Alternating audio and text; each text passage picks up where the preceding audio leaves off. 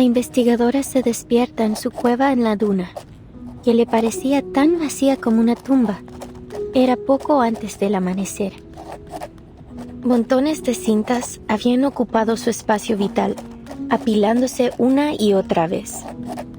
Cada uno de estos carretes giratorios hablaba de historias sobre esa cabaña con techo azul.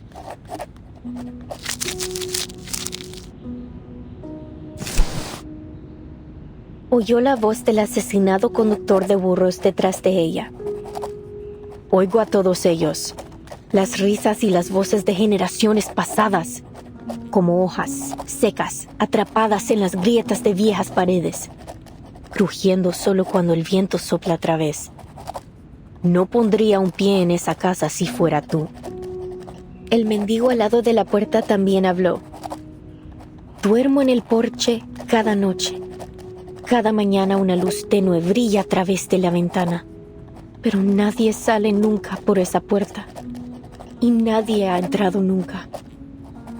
Luego la voz del empleado del banco. Es la historia del alter ego. Esa casa debe haber estado llena de deudas que nadie reclamaría. La anciana enferma, luchando en su cama, susurró. La casa recuerda esos días, cuando la gente desaparecía en la oscuridad de la noche y los niños eran robados por las tormentas. La investigadora de paracausalidad había oído suficiente y volvió a dormirse. Solo quedaba el traqueteo del dado de Babilonia, resonando en su cueva vacía.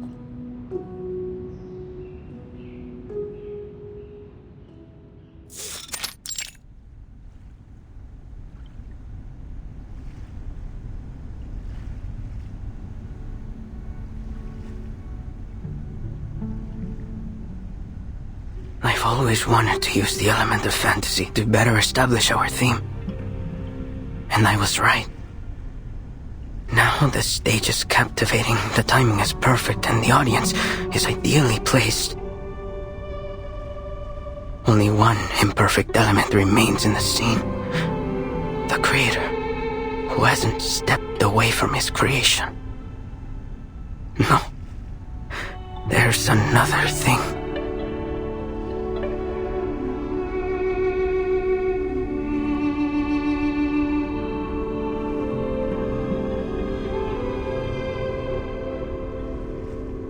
Can you even tell any difference between today's setup and yesterday's? Seriously, Roberta? That's a rude question. Well, what's the difference then? I can't see one either, but you should never judge art by how much it changes in a day. It's a creative process. We might be standing at the edge of the world, but art has no boundaries. We have to show him our support. Easy for you to say. He's been tinkering and tweaking for over 3 months. Even if the idealist himself entrusted him with this exhibition, he can still be wrong sometimes. This gallery is turning into a dump. Estoy viendo fantasmas, todos con las mismas caras, García. Demasiados. Es fácil perderse en ellos.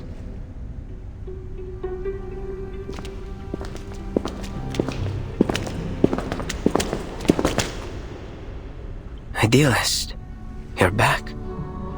Are these new recruits for La Sociedad? You must have had a very successful day. It is good to see you, Garcia. How has your vision progressed today? First a salon, and now an art gallery. Is this really a prison?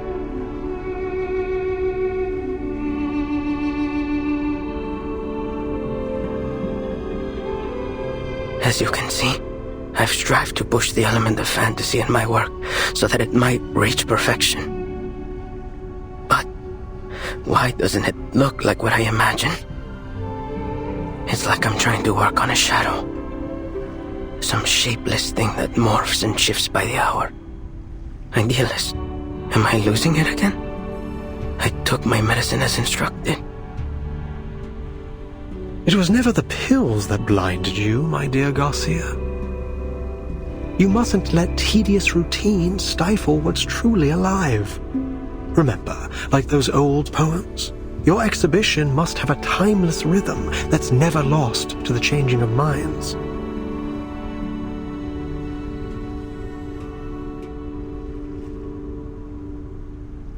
Sorry, maybe I'm just not getting it. Look up. There's your answer. Though the sun rises the same way every day, the multitudes of shadows it casts are ever-changing. Isn't that the only constant in life? Change? We foolishly pursue stability and constancy, but our very world denies it. Take a step back. Take several, and see the truth for yourself, lest you too become lost among the shifting shadows. I get it now. It's the changing light that makes the exhibit seem different from what I expected. I shouldn't waste my time on freezing things in one perfect moment. Instead, I need to embrace change as it comes. I don't know how to thank you. I won't let you down. I must complete this exhibition. Complete my alter ego.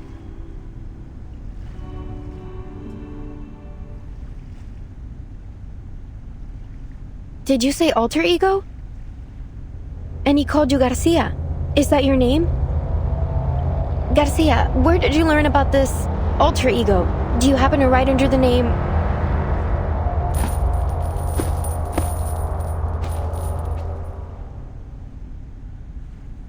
Please, Recoleta, give our artist some space. Can't you see? He's already returned to his own time and space. He can't hear a thing you say. He's right.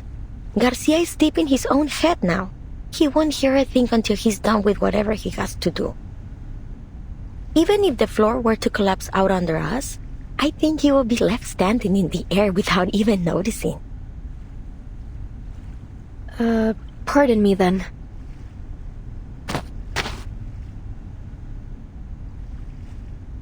All right, my dear guests, please forgive my late introduction. Welcome to the Gallery of Bewilderment. Thank you for inviting me here, Mr. Idealist.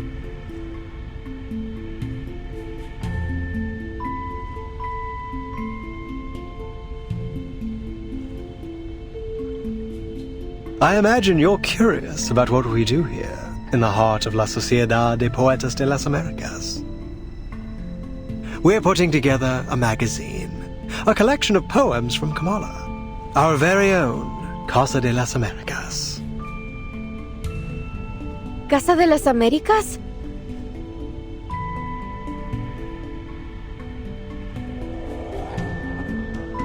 Exactly, named after its great predecessor. You're a fine mind indeed. At this very moment, all our compañeros are working on it. Garcia's exhibition, Alter Ego, is centered around the birth of this magazine. And here, you can see the signatures from all the poets involved, along with a few words they've written for it. Reading it is like looking into the soul of our society. All these signatures.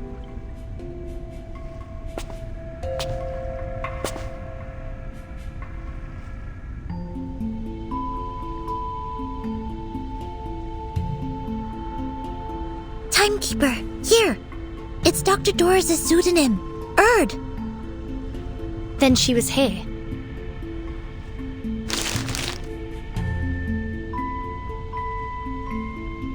Precisely.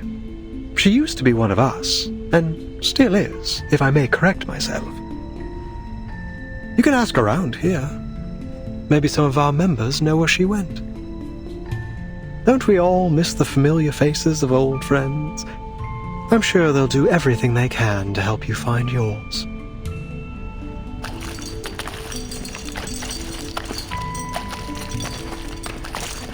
Mr. Idealist, I finished my short story. It's called weightlessness. It drifts around the subject like a sheep floating in space. The readers can start anywhere in the story, or read it in any order they like. And please take a look at my piece Off Limits! Every word that has been forbidden is either erased or replaced with symbols. It's a one-of-a-kind jarring experience.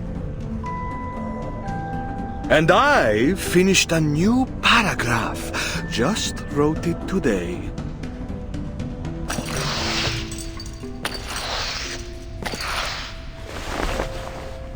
Oh, new faces. Welcome.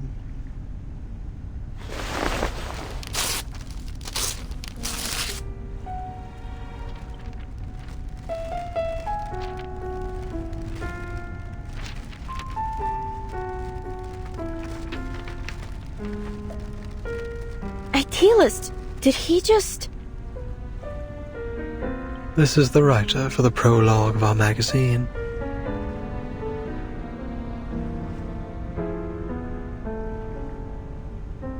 The prologue consists of a 2,000-line poem and an introduction that is written in 86 languages to avoid misinterpretation. It represents every second we spend here.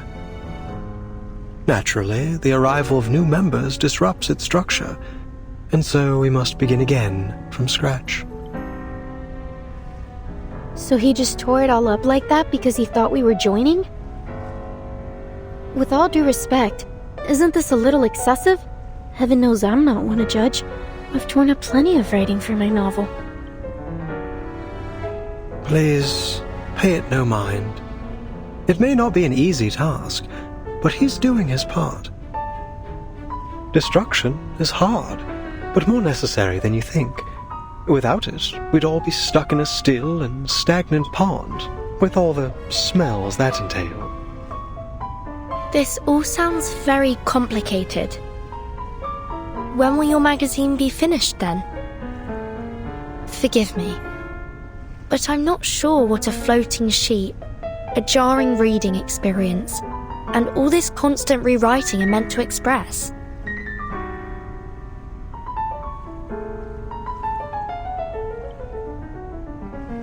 As I've said, Kamala is unlike any other prison. Miss Jailer, do you mean... This place also serves as a research center, and the prisoners here, for all they claim, are not just poets. They are arcanous criminals, and each one of them has been diagnosed as mentally ill.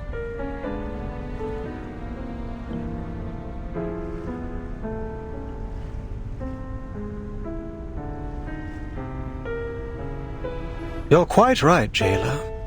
But let's not forget that mental illness is merely a deviation from the norm. And who decides the norm? You, the physician, or the ones outside these walls? We've been exiled here by the standards of our time, deprived of our roles in the outside world. So please, as we agreed before, I ask you not to interfere with the affairs of La Sociedad. These people are visitors, not your new recruits. But should we not hear their thoughts first?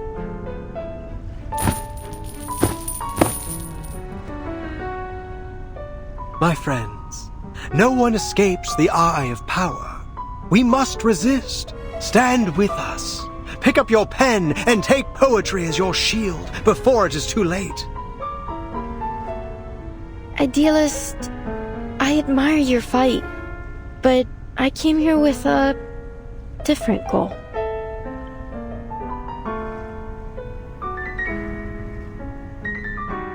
We're the last true owners of an old legend, words now only remembered as myth. We must stay on the path of literature until I find that transcendental solution.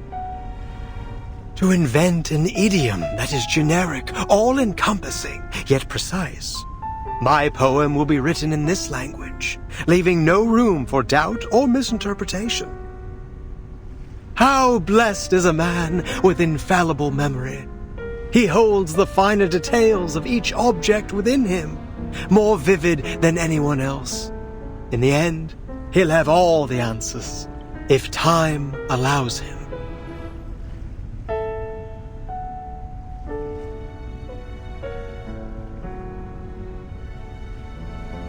Sweet tongue, sister, howls, hermaphrodite, tango. They put the whole city in the nut house. Timekeeper, look over there. Isn't that the prologue writer? There's something off about him. Please, Timekeeper, stay away from him. What's happening? Idealist, Pablo's having another episode. Multiples of us. You make reality sick.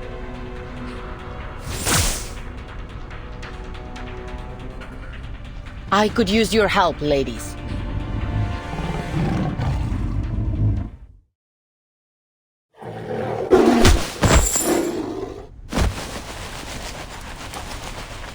Poor soul.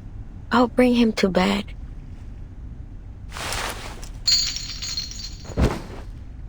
Well done, ladies. Aren't you full of surprises? What was all that? It seems he had a mental breakdown and lost control of his arcane skill. It appears that every line he recited carried unbridled power. Usually, only specific lines can channel arcane energy. You can't just force the power into words or craft a poem to serve your purpose. Pablo must have a rare gift for identifying empowered lines. When he recited them all aloud, they overwhelmed him. That's right. He's a genius who writes the tides of emotion, just like Arthur Rimbaud. We always keep a close eye on him to make sure he doesn't recite anything while reading or writing.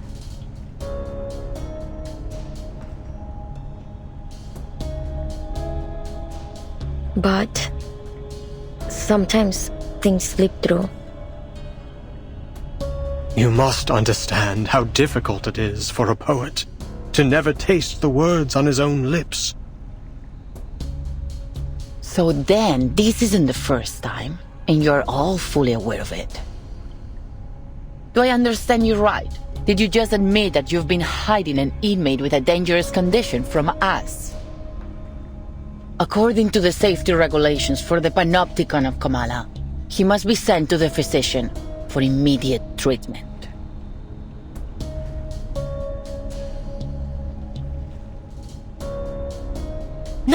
No, wait, we can explain. He's doing fine. We know how to help him. This was just an accident. We got distracted by the new members. We won't be handing him over to the physician.